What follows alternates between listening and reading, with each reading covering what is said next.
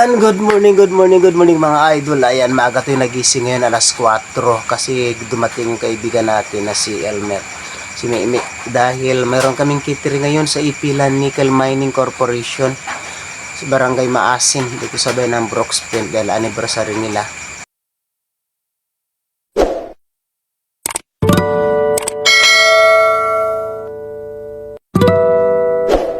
So ayan, nagre-ready na po tayo para sa ating food pack ngayong umaga na dadalhin sa Ipilan Nickel Mining Corporation. So upuan mo na, Bet. Ayan, so ito na po yung spaghetti natin. Ayan. So ibabalot na natin yan dahil alas 10 kailangan nating maglakad. Ready na itong mga pang 137 pack po ito.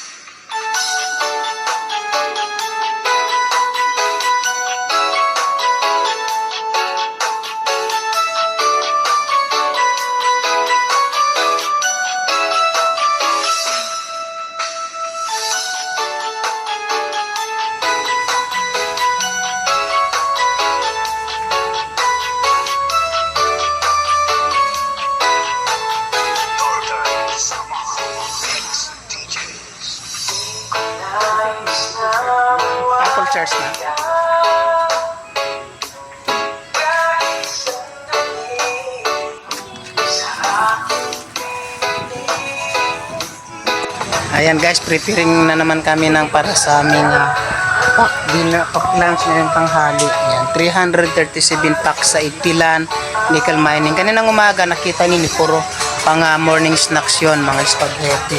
So ngayon na naman po ay for early dinner ng Ipilan Nickel Mining dito sa Brooks Point kasi anniversary nila. So thankful kami dahil isa kami sa napili